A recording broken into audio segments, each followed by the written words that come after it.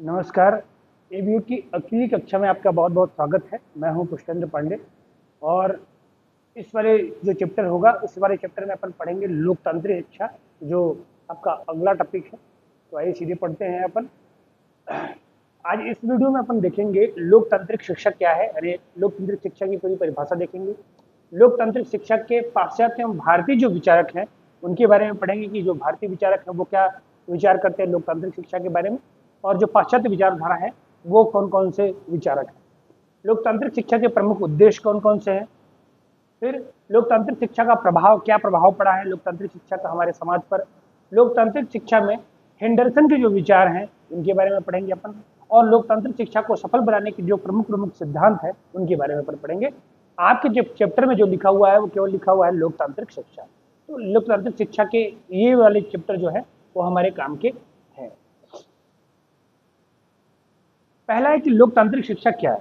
तो लोकतांत्रिक शिक्षा अगर सही मायने में देखा जाए तो लोकतांत्रिक शिक्षा एक ऐसी प्रगतिशील शिक्षण पद्धति है। कैसी प्रगतिशील है? एक ऐसी प्रगतिशील शिक्षण पद्धति है जो समानता, स्वतंत्रता, सम्मान एवं छात्र केंद्रित दृष्टिकोण पर आधारित होती है।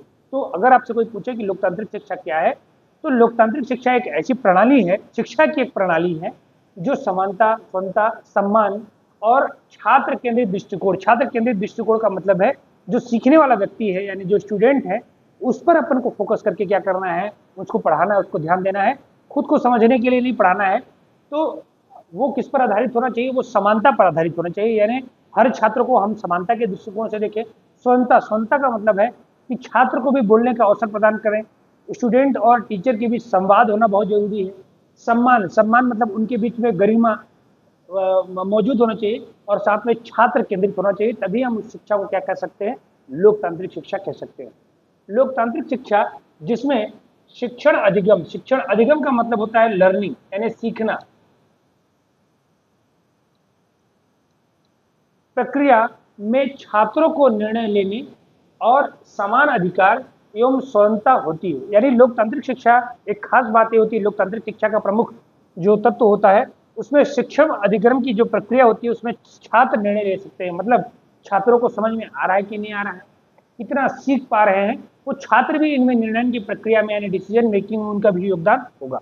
समान अधिकार, समान अधिकार कहने का मतलब है अमीर गरीब, भाषा के आधार पर जो भेदभाव होता है, जाति के आधार पर भेदभाव होता है, वो समान अधिकार इसमें होना चाहिए। और साथ में स्वतंत्रता यानी उनके पास फ्रीडम भी होनी चाहिए जो उन्हें आत्मनिर्भर, जिम्मेदार और सामाजिक रूप से जागरूक नागरिक बनाने पर केंद्रित हो। जिसका उद्देश्य यही होना चाहिए, लोकतांत्रिक शिक्षा का ये उद्देश्य ही होना चाहिए, जो अपन शिक्षा उपलब्ध करा रहे हैं वो शिक्षा उनको आत्मनिर्भर बना रही है या नहीं बना रही है। यानी कि वो ऐसी कोई शिक्षा प्राप्त करे जिसमें वो आगे जाकर कोई रोजगार प्राप्त करना चाहे या फिर आर्थिक रूप से उन्नति प्राप्त करना चाहे तो उन्नति उनकी हो जाए, जिम्मेदार हो और सामाजिक रूप से जागरूक हो, मतलब सोशल अवेयरनेस उनको मिल रहा है कि नहीं मिल रहा है, नागरिक बनने के केंद्रित हो। तो अगर आपसे कोई पूछे कि लोकतांत्रिक शिक्षा क्या है, तो एक ऐसा प्रगतिशील शिक्षा पद्धति है जिसमें समानता, स्वतंत्रता, सम्मान की जो विचारधारा है और छात्र केंद्रित होती है। लोकतांत्रिक शिक्षा, शिक्षा का वह छात्र है जिसमें छात्र खुद निर्णय ले सकते हैं और उनके समान अधिकार भी होते हैं। फिर उन्हें आत्मनिर्भर बनाने के लिए और सामाजिक रूप से अवेयर बनाने के लिए जो शिक्षा प्रदान की जाती है, जिस प्रणाली का इस्तेमाल किया जाता है, उस प्रणाली को अपन क्या कहते हैं? लोकतांत्रिक शिक्षा कहते हैं। दूसरा ध्यान रखिएगा कि इसमें पाश्चात्य विचारकों के जो वेस्टर्न जो फिलोसफर है, जो थिंकर्स हैं, वो कौन कौन से हैं। उनमें सबसे पहला नाम आता है जॉन ड्यूई का। बहुत महत्वपूर्ण है, पूछ सकता है इनको बार बार लोकतांत्रिक शिक्षा के क्षेत्र में। तो जॉन ड्यूई जो है उन्हें आधुनिक लोकतांत्रिक शिक्षा का सबसे प्रमुख स्तंभ माना जाता है, यानी जो सबसे महत्वपूर्ण व्यक्ति हैं लोकतांत्रिक शिक्षा के, वो जॉन ड्यूई माने जाते हैं। उनकी प्रसिद्ध पुस्तक का नाम है democracy and education. Democracy education यानी लोकतंत्र और जो शिक्षा, उनकी प्रमुख क्या है? वो किताब है 1916 में प्रकाशित हुई थी। में लोकतांत्रिक शिक्षा के उद्देश्यों और सिद्धांतों और मूल्यों पर प्रथम विचार किया गया। मतलब लोकतांत्रिक शिक्षा का प्रथम जो ज्ञान दिया है या जो स्थापित करने वाले जो प्रमुख विचारक हैं उनमें पहले व्यक्ति कौन है? John dewy. उन्होंने तर्क दिया कि स्कूल समाज का एक छोटा रूप होना चाहिए जहां बच्चे लोकतांत्रिक ढंग से जीना सीख सकें। स्कूल समाज का एक रूप ही होता है, जॉन ड्यूई ने बताया। स्वाभाविकता जो स्वाभाविक बात है कि एक जो स्कूल होता है उसमें समाज के हर वर्ग के, हर जाति धर्म के, अमीर गरीब सारे वर्गों के बच्चे वहाँ पर पढ़ते हैं, तो स्कूल को एक छोटा समाज माना जा सकता है। तो जॉन डुई का एक कहना है कि जो उन्हें लोकतांत्रिक शिक्षा के इनको प्रमुख स्तंभ माना जाता है, और साथ में उनकी किताब का नाम याद रखिएगा, डेमोक्रेसी एंड एजुकेशन नाम की किताब 1916 में उन्होंने लिखी, और उसी किताब में उन्होंने इनके उद्देश्यों के बारे में, मूल्यों के बारे में प्रथम बार विचार किया है। और उन्होंने साथ में तर्क दिया कि जो हमारा समाज, जो हमारा स्कूल होता है, वो एक लघु समाज भी है, इसलिए बच्चों को अगर ट्रेन करना है तो वो लोकतंत्र में, अगर ट्रेनिंग समाज में लोकतंत्र विकसित करना है तो उन बच्चों को कहाँ लोकतंत्र की शिक्षा देनी होगी, हमको अपने स्कूलों में देनी होगी। और लोकतंत्र का जो मूल सिद्धांत वो क्या है, समानता और स्वतंत्रता पर आधारित है। तो वो विचार अगर हम स्कूलों में लागू कर देंगे, स्वतंत्रता और समानता वाला जो विचार है वो अगर हम स्कूलों में लागू कर देंगे, तो धीरे धीरे समाज में भी ये व्यवस्थाएं कैसे हो जाएंगी, लागू हो जाएंगी। फिर पाउलो फ्रेजर, इन्होंने अपनी पुस्तक पेडागॉजी ऑफ द अप्रेस्ड के माध्यम से शिक्षा को मुक्ति और सामाजिक परिवर्तन का माध्यम बताया है। जो दूसरे व्यक्ति हैं पाउलो, उन्होंने अपनी किताब में, जिनकी किताब का नाम क्या है, पेडागॉजी ऑफ द अप्रेस्ड, इसमें बताया है कि शिक्षा को मुक्ति और सामाजिक परिवर्तन का माध्यम है। शिक्षा किसका माध्यम है, मुक्ति और सामाजिक परिवर्तन का माध्यम बताया है। मुक्ति का मार्ग इसलिए बताया है कि व्यक्ति अपने जंजीरों से मुक्त हो रहा है, अज्ञान से मुक्त हो रहा है, वो एक प्रकार का शिक्षा ही है। सामाजिक परिवर्तन का माध्यम करने का मतलब है कि सामाजिक परिवर्तन कहने का तात्पर्य है कि रूढ़िवादी समाज से परिवर्तन होकर अपेक्षाकृत प्रगतिशील समाज की ओर, मतलब जो नेरो माइंडेड अगर समाज है तो ओपन माइंडेड समाज की ओर वो परिवर्तित हो सके। वो परिवर्तन कहाँ से हो पाएगा, शिक्षा के माध्यम से हो पाएगा। शिक्षा उस रूढ़िवादिता से, उस नेरो माइंडेड से क्या हो सकती है, मुक्त हो सकती है। इस चीजों को किसने बताया है, पाउलो फ्रेजर ने बताया। फिर जीन जैक्स यानी जॉन रूसो है, जीन जैक्स है ना, रूसो है, रूसो उनका पूरा नाम है। तो जीन जैक रूसो, इन्होंने बालक की प्राकृतिक स्वतंत्रता और अनुभव आधारित शिक्षा पर बल दिया, जो लोकतांत्रिक शिक्षा की क्या बनी, प्रमुख आधारशिला बनी।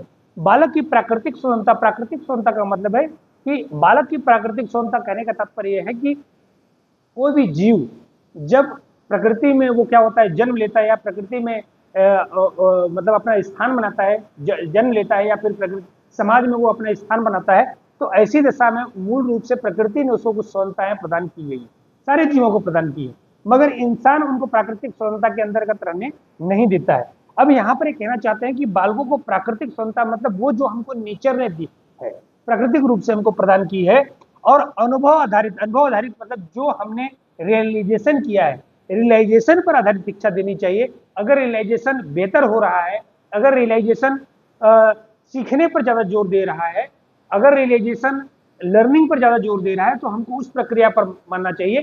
किताबी शिक्षा पर से क्या करनी चाहिए, पर्दा हटाना चाहिए, किताबी शिक्षा से हमें दूर रहना होगा। तो हमको प्राकृतिक शिक्षा यानी जो सीखने पर बल है, सारे जीव जो सीखते हैं, जैसे मान लीजिए उदाहरण के तौर पर किताबी शिक्षा से न होकर हम एक्चुअल जो है रियल नॉलेज जो लेते हैं, जो हमको सीखने पर बल देता है, उन पर क्या कर दे रहे हैं, ये अनुभव आधारित शिक्षा पर देने पर बल देते हैं, और यही लोकतंत्र की शिक्षा का क्या प्रमुख आधार है। फिर जॉन लॉक ने कहा कि इन्होंने शिक्षा में थोपे जाने वाले कार्यों के बजाय बच्चों की स्वायत्तता और रुचि को प्राथमिकता दिया। उन्होंने कहा कि जो चीजें हम निर्माण करते हैं, या बच्चों को जो हम सिखाना चाहते हैं, असल में बच्चों को जबरदस्ती थोपा जाना नहीं चाहिए, बल्कि किसी बालक को या जो सीखने वाला व्यक्ति है, जो अध्ययन करने वाला व्यक्ति है, उनकी रुचि और स्वायत्तता का मतलब स्वतंत्रता ही एक प्रकार का, उनकी मर्जी को भी ध्यान में रखना चाहिए, तभी लोकतंत्र माना जाए, लोकतांत्रिक शिक्षा माना जा सकेगा। फिर इनके अलावा अगर और भी आप देखें, ये थे तो अपने कितने ये है पाश्चात्य विचारक। तो पाश्चात्य विचारकों में आप ध्यान रखिएगा कौन, जॉन डुई, पाउलो फ्रेजर हैं, रूसो हैं और जॉन लॉक हैं, जो तांत्रिक शिक्षा के क्या हैं, समर्थक हैं। इनमें किनको ध्यान दे सकते हैं, जॉन डुई की किताब को याद रखिएगा आप, डेमोक्रेसी एंड एजुकेशन, और पाउलो फ्रेजर की किताब का नाम याद रखिएगा, पेडागॉजी ऑफ द अप्रेस्ड, जिसमें उन्होंने लोकतांत्रिक शिक्षा को क्या बनाया है, अनिवार्य बताया और आवश्यक बताया, किसके लिए, छात्रों के लिए आवश्यक बताया है। फिर प्रमुख भारतीय विचारों में देखें, इंडियन थिंकर्स या इंडियन फिलोसफर जो हैं वो, उनमें रविन्द्रनाथ टैगोर हैं, जिन्होंने शांति निकेतन के माध्यम से उन्होंने क्या किया था, प्रकृति के सानिध्य में स्वतंत्र और सृजनात्मक शिक्षा का प्रयोग किया, जो लोकतांत्रिक मूल्यों पर आधारित था। जो हमारे गुरु रविन्द्रनाथ टैगोर थे, उन्होंने शांति निकेतन की स्थापना की थी और शांति निकेतन में ऐसी शिक्षा दी जाती थी जो प्रकृति के सानिध्य में, यानी प्राकृतिक माहौल में, उनका एटमॉस्फेयर कैसा होना था कि पूरी तरीके से प्राकृतिक माहौल में, जहाँ पर पेंटिंग, चित्रकला, संगीत इत्यादि की शिक्षा दी जाती थी, लेकिन कैसे माहौल में दिया जाता था, प्राकृतिक के माहौल में दिया जाता था, और स्वतंत्रता पूर्वक, यानी जो जो सीखना चाहता है वो वैसी चीजें सीख सकता है। सृजनात्मकता यानी जो क्रिएटिविटी का जो कार्यक्रम था, उसके आधार पर शिक्षा का प्रयोग किया। जो लोकतांत्रिक शिक्षा के जो मेल वैल्यू है, वही वैल्यू है कि जो बालक है वो पूरी तरीके से मुक्त होकर शिक्षा प्राप्त कर सके, बिना कोई दबाव से शिक्षा प्राप्त कर सके और प्राकृतिक पर्यावरण में शिक्षा प्राप्त कर सके। तो इसके लिए रविन्द्रनाथ टैगोर ने क्या किया है, उसके लिए शांति निकेतन स्थापित किया। बी आर अम्बेडकर जिन्होंने शिक्षा को सामाजिक न्याय और वंचित वर्गों के सशक्तिकरण का सबसे सशक्त हथियार माना है। उनके अनुसार लोकतांत्रिक केवल शासन पद्धति नहीं है, बल्कि जीवन जीने का एक तरीका है। उनका मानना था कि लोकतंत्र केवल शासन पद्धति नहीं, लोकतंत्र एक जीवन जीने का तरीका है, और वो तरीका हम कहाँ सीख पाएंगे, स्कूलों में सीख पाएंगे। तो अगर बालकों को सामाजिक न्याय यानी सोशल जस्टिस देना है और वंचित वर्गों का सशक्तिकरण यानी उनको पावर देनी है, वंचित वर्गों को, महिलाओं को, दलितों को, जो समाज के सबसे निचले वर्ग हैं, उनको अगर देना है तो लोकतांत्रिक शिक्षा बेहद अनिवार्य होनी चाहिए। महात्मा गांधी ने कहा, इनकी बुनियादी शिक्षा, महात्मा गांधी की शिक्षा को अपन किस रूप में जानते हैं, बुनियादी शिक्षा के बारे में जानते हैं, जिसको वर्धा योजना के भी नाम से जाना जाता है। उनमें स्वावलंबन का मतलब है अपना काम स्वयं करना, अपना काम स्वावलंबी बनना, यानी अपने हाथों से ही अपने दिनचर्या के काम करना। चरित्र निर्माण यानी कैरेक्टर बिल्डअप, यानी हम अपन क्या करें, चरित्र का निर्माण करते हो। सामुदायिक सेवा यानी समाज की सेवा, अधिक से अधिक लोगों की सेवा की भावना लोकतांत्रिक मूल्यों पर आधारित थी। तो महात्मा गांधी के आधार पर क्या है, इस तरह की शिक्षा है। स्वामी विवेकानंद का मानना था कि इन्होंने जन शिक्षा और चरित्र निर्माण पर जो है जोर दिया, जो एक सशक्त लोकतंत्र के लिए क्या है। जो विवेकानंद है, उन्होंने भी जन शिक्षा यानी सामान्य लोगों के लिए भी शिक्षा की व्यवस्था की जाए, इनके बारे में चरित्र निर्माण पर इन्होंने भी बल दिया। तो ये जो विचारक हैं वो कैसे विचारक हैं, भारतीय विचारक है। तो भारतीय विचारक में लोकतांत्रिक शिक्षा के समर्थकों में रविन्द्रनाथ टैगोर, बी आर अम्बेडकर, महात्मा गांधी और विवेकानंद हैं। रविन्द्रनाथ टैगोर शांति निकेतन की स्थापना करते हैं और शांति निकेतन में प्राकृतिक रूप से जो है वो क्या करते हैं, प्रकृति के सानिध्य में प्राकृतिक रूप से शिक्षा देना चाहते हैं। और शिक्षा का प्रयोग उन्होंने इस तरीके से किया कि सृजनात्मक यानी क्रिएटिविटी पर बल देने पर ज्यादा बात करते हैं। बी आर अम्बेडकर मानते हैं कि सामाजिक न्याय के लिए, यानी समाज में न्याय प्रदान करने के लिए, जस्टिस प्रदान करने के लिए सभी वर्गों के लिए और उनको सशक्तिकरण यानी मजबूत बनाने के लिए लोकतांत्रिक शिक्षा बेहद अनिवार्य है। और महात्मा गांधी ने अपने बुनियादी शिक्षा या वर्धा योजना के माध्यम से जो स्वावलंबन, चरित्र निर्माण और सामुदायिक समाज की सेवा की बात कही है। स्वामी विवेकानंद ने भी जन शिक्षा और चरित्र निर्माण पर बात कही है। तो ये सब कौन रहे हैं, आपका जो लोकतांत्रिक शिक्षा के भारतीय विचारक या फिर जो है वो क्या रहे हैं, समर्थक, प्रमुख रहे हैं। फिर लोकतांत्रिक शिक्षा के प्रमुख उद्देश्य क्या है। लोकतांत्रिक शिक्षा के जो पहला उद्देश्य है, जनतंत्र के मूल्यों का विकास एवं पीढ़ी दर पीढ़ी हस्तांतरण। जनतंत्र के मूल्यों का विकास मतलब जो जनतंत्र है यानी जो लोकतंत्र है, उनका जो वैल्यू सिस्टम होगा उसको बनाए रखना है और अगली पीढ़ी तक उनको क्या करना है, ट्रांसफर करना है। जनतंत्र के मूल्य मुख्य कौन है, वही समानता और स्वतंत्रता। समानता और स्वतंत्रता, समाज के सभी वर्गों की भागीदारी, बिना भेदभाव भावपूर्ण जो समाज होगा वही क्या होगा, वो लोकतांत्रिक शिक्षा का मुख्य मूल्य होगा। तो उनका विकास करना है, ज्यादा से ज्यादा विकास करना है जितना संभव हो सके, और पीढ़ी दर पीढ़ी उनका क्या करना है, हस्तांतरण भी करते जाना है। ये पहला उद्देश्य है। दूसरा उद्देश्य है उत्तम अभिरुचि का विकास, चरित्र निर्माण हेतु बहुमुखी रुचि। उत्तम अभिरुचि का मतलब है ऐसे जो इंटरेस्ट पैदा करना है लोगों के अंदर या बालकों के अंदर जो समाज को सही दिशा देता हो। अगर वो उत्तम अभिरुचि कहने का मतलब है कि समाज को, राष्ट्र को या विश्व को उनकी रुचि से फायदा होता हो, उसको उत्तम अभिरुचि कह रहे हो। उनका निर्माण करना है जिससे वो अच्छा नागरिक बने। फिर निर्माण हेतु बहुमुखी रुचि मतलब डाइवर्सिटी होनी चाहिए उनकी रुचियों में, यानी साहित्य, कला, विज्ञान, खेल, समाज सेवा सभी क्षेत्रों में उनकी रुचि होनी चाहिए। तीसरा, व्यवसायिक कुशलता का विकास। व्यवसायिक कुशलता का मतलब यहाँ पर पैसे कमाने वाला नहीं है, यहाँ पर व्यवसायिक कुशलता का मतलब है प्रोफेशनल होना चाहिए। जो भी वो काम कर रहे हैं पूरी तरीके से प्रोफेशनल तरीके से काम करें, बेहतर तरीके से काम करें, ताकि समाज को सही उसका लाभ मिल सके। अच्छी आदतों का विकास, मानवीय गुण, नैतिकता, सहयोग। अच्छी आदतों का विकास जो मानव में अच्छे चरित्र का निर्माण कर सके। मानवीय गुण का मतलब जैसे प्रेम, परोपकार, दया, ये मानव के गुण है, मूल गुण है। और गुणों में नैतिकता एवं सहयोग। नैतिकता यानी कुछ मोरल होना चाहिए, समाज के सभी वर्गों में सहयोग होना चाहिए। यही लोकतांत्रिक शिक्षा के जो है प्रमुख उद्देश्य है। विचार शक्ति का विकास। विचार शक्ति का विकास का मतलब कि मानव और जानवर में यानी पशु में यही तो फर्क होता है कि पशु विचार नहीं कर सकता है और मानव विचार कर सकता है, जिज्ञासा होता है उसके अंदर। तो शिक्षा के माध्यम से यानी लोकतांत्रिक शिक्षा के माध्यम से मानव के भीतर यानी बालों के भीतर विचार प्रणाली द्वारा यानी विचार करने की क्षमता पैदा हो जाए, नए नए विचार उसके पास आ सके और उन पर वो निर्णय भी ले सके। छठवां है सामाजिक दृष्टिकोण का विकास। और जो उनके विचार होंगे, जो उनके जो आपका जो है थॉट्स होंगे, वो थॉट सामाजिक विकास के लिए जरूरी होनी चाहिए। उनका जो उनके विचार करने का जो दृष्टिकोण होना चाहिए वो कैसा होना चाहिए, सोशल रूप में हो, जो सोशल सामाजिक रूप से फायदा पहुंचा सके।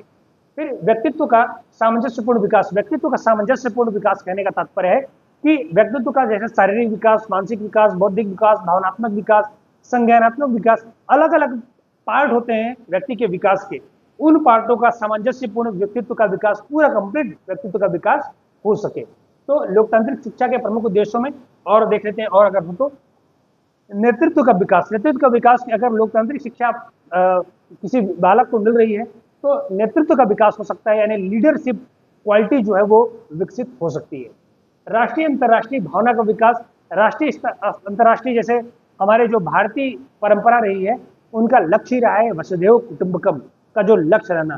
तो यहाँ पर राष्ट्रीय यानी पूरे राष्ट्र के स्तर पर और अंतर्राष्ट्रीय यानी मानवता के आधार पर या पूरे विश्व के आधार पर हम ऐसी भावना का विकास कर सकें, अपने विचारों का इस्तेमाल राष्ट्र के हित में या विश्व के हित में कर सकें। नागरिकता का प्रशिक्षण। नागरिकता का प्रशिक्षण इससे पहले भी हमने चर्चा किया है कि हर समाज चाहता है तो उसका जो समाज का जो सदस्य है वो एक अच्छा नागरिक बने। तो यहाँ पर लोकतांत्रिक शिक्षा में एक अच्छा लोकतंत्र की शिक्षा उससे व्यक्ति को प्राप्त हो जाएगी तो एक अच्छा नागरिक बन ही जाएगा। फिर उच्च लक्ष्यों के लिए व्यक्ति और समाज का निर्माण। उच्च लक्ष्य के लिए व्यक्ति का समाज का निर्माण। उच्च लक्ष्य होने चाहिए स्व का विकास यानी स्वयं का विकास, और स्वयं के विकास के साथ साथ राष्ट्र और विश्व का विकास, यही उच्च लक्ष्य है। इसके लिए व्यक्ति और समाज का क्या होना चाहिए, निर्माण होना चाहिए। 12वां है सामाजिक परिवर्तन को समझने और उसके मध्य सामाजिक संबंध स्थापित करने हेतु यानी सामाजिक परिवर्तन, रोज समाज में कुछ ना कुछ बदलाव हो रहे होंगे। हमको लोकतांत्रिक शिक्षा के माध्यम से उन बदलावों को समझना है और उन बदलावों के साथ में समाज के साथ जो सामंजस्य बनाना है, उस सामंजस्य भी किस माध्यम से सीखा जा सकता है, लोकतांत्रिक शिक्षा के माध्यम से समझा जा सकता है। और उत्तम नागरिक का निर्माण। उत्तम नागरिक मतलब बेहतर नागरिक बन सके, अच्छा सिटीजन बन सके। तो लोकतांत्रिक शिक्षा के प्रमुख उद्देश्यों में क्या देखिएगा कि जनतंत्र मूल्यों का विकास, पीढ़ी दर पीढ़ी उसका हस्तांतरण, उत्तम अभिरुचि का विकास एवं चरित्र निर्माण हेतु बहुमुखी रुचि, व्यवसायिक कुशलता का विकास, अच्छी आदतों का विकास, मानवीय गुण, नैतिकता, सहयोग आदि विचारों का विकास, विचार शक्ति की जो है शक्ति का विकास, सामाजिक दृष्टिकोण का विकास, व्यक्तित्व के का सामंजस्यपूर्ण विकास और नेतृत्व का विकास, राष्ट्रीय अंतर्राष्ट्रीय भावना का विकास, नागरिकता का प्रशिक्षण, उच्च लक्ष्य के लिए व्यक्ति और समाज के बीच का उसका निर्माण करना, सामाजिक परिवर्तन को समझना और उनके बीच सामंजस्य स्थापित करना और उत्तम नागरिक बनना, ये लोकतांत्रिक शिक्षा के प्रमुख क्या है, उद्देश्य है।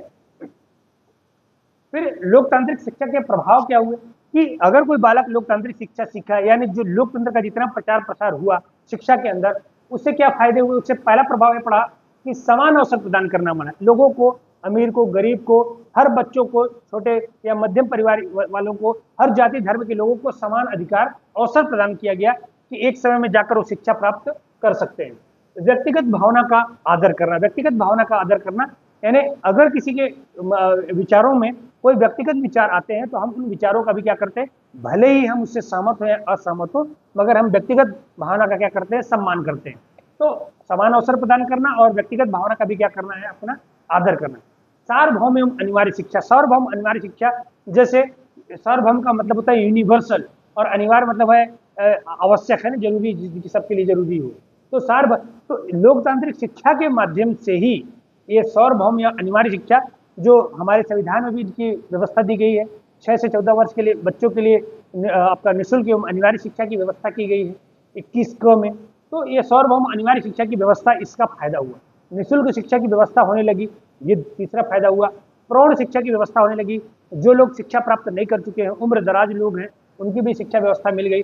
बाल केंद्रित शिक्षा, जनरली जो पहले जो पुरानी परंपरा वाली शिक्षा हुआ करती थी, वो शिक्षक केंद्रित शिक्षा हुआ करती थी, धीरे धीरे बाल केंद्रित शिक्षा का क्या हुआ है, विकास हुआ है। अब बच्चों पर फोकस करके पढ़ाया जा रहा है। शिक्षण पद्धति में बदलाव, हमने काफी कुछ बदलाव किए हैं। शिक्षा क्लासरूम में बदलाव किया है, एटमॉस्फेयर में बदलाव किया गया है, स्मार्ट क्लास चला रहे हैं, बहुत सारी चीज। तो इनके क्या पढ़े, इनके बहुत सारे प्रभाव दिखाई दिए। इसके अलावा व्यक्तिगत अध्ययन का महत्व बढ़ गया है। व्यक्तिगत अध्ययन का महत्व बढ़ गया है, यानी किसी व्यक्तिगत विषय पर, किसी व्यक्तिगत व्यक्ति पर फोकस करके हम अध्ययन को बढ़ाए हैं, और पारिवारिक एवं मनोवैज्ञानिक संस्कृति के रूप में उनका प्रचार प्रसार और विस्तार भी हुआ है। सामाजिक क्रियाएं, पुस्तक की ज्ञान के बजाय सामाजिक क्रिया पर बल दिया गया है। मतलब अब कोशिश ये दिया गया है कि हम केवल किताबी ज्ञान तक सीमित न रहें, बल्कि किताबी ज्ञान के अलावा हम सोशल एक्टिविटीज करते रहें, कोई सामाजिक क्रियाएं करते रहें, जिसके उसका समाज में प्रभाव पड़े। क्योंकि अनंतः हमारे शिक्षा का जो मूल उद्देश्य है, वो यही उद्देश्य है कि समाज का अच्छा नागरिक बनना, अच्छा व्यक्तित्व का निर्माण करना, अच्छे चरित्र का निर्माण करना। तो जब हमको हमारा उद्देश्य ही वही है, तो किताबी ज्ञान के बजाय हम जो है व्यवहारिक ज्ञान प्राप्त करें, ताकि समाज में उसका प्रभाव पड़ सके। छात्र परिषद यानी टीम भावना का निर्माण करना और राजनीतिक प्रशिक्षण करना, टीम में कैसे काम करना है, क्योंकि टीम के अंदर अगर टीम भावना का निर्माण होगा, तो हम टीम के अंदर सहयोग भी होता है, प्रतिस्पर्धा यानी कंपटीशन भी होता है, वो सारी भावनाओं का स्वस्थ रूप से यानी एक हेल्दी रूप से क्या हो सकता है, उनका कार्य कर सकते हैं। टीम में सहमति भी होती है, असहमति होती है, फिर भी मिलकर काम करना होता है। तो हम उन छात्र परिषद के अंतर्गत उन भावनाओं का विकास हो जाता है। शिक्षक के व्यक्तित्व को भी सम्मान मिला है। आज टीचर को जो है सम्मान का भाव मिला, पहले टीचर को ज्यादा सम्मान का भाव नहीं मिलता था।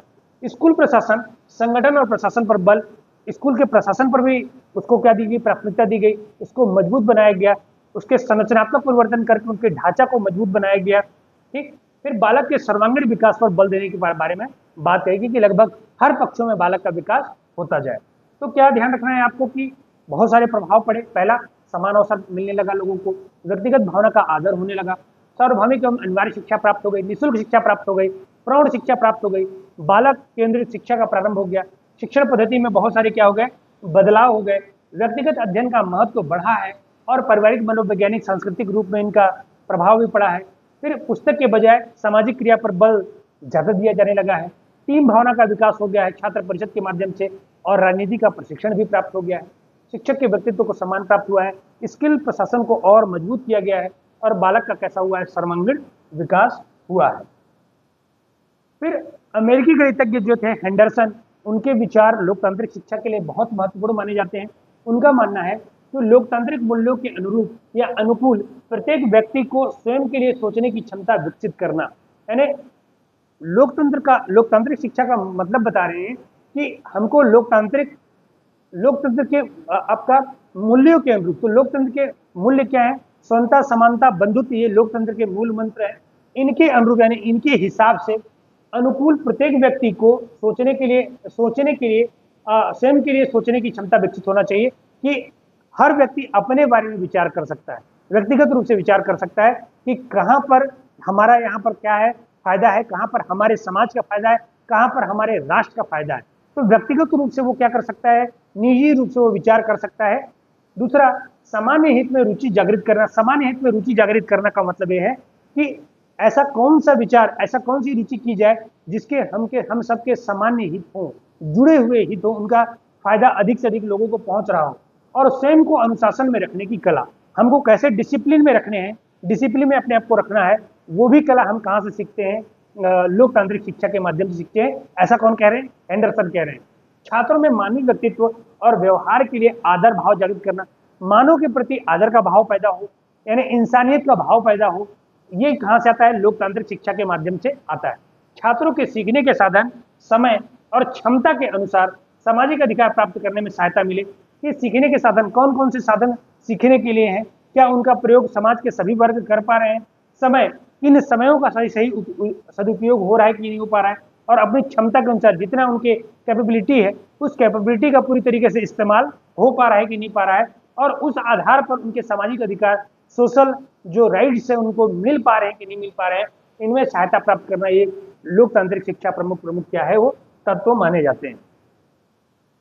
लोकतांत्रिक शिक्षा को सफल बनाने के लिए 6 प्रमुख सिद्धांत बताए गए हैं। पहला, इसका प्रतिपादन किसने किया था? विलियम हर्ट और किलपैट्रिक, जो जॉन डुई के उत्तराधिकारी थे, जो उनके उत्तराधिकारी। जॉन डुई लोकतांत्रिक शिक्षा के प्रवर्तक यानी समर्थक माने जाते हैं, तो उनका प्रतिपादन विलियम हर्ट और किलपैट्रिक ने किया है कि लोकतांत्रिक शिक्षा को कैसे सफल बनाया जा सकता है। पहला, विचार विमर्श की भावना, बातचीत कीजिए और खुली बातचीत कीजिए। अगर किसी समाज में खुली बातचीत हो रही है, अगर स्कूलों में टीचर और स्टूडेंट के बीच खुली बातचीत हो रही है, तो इसका मतलब लोकतांत्रिक शिक्षा की व्यवस्था वहां पर लागू है।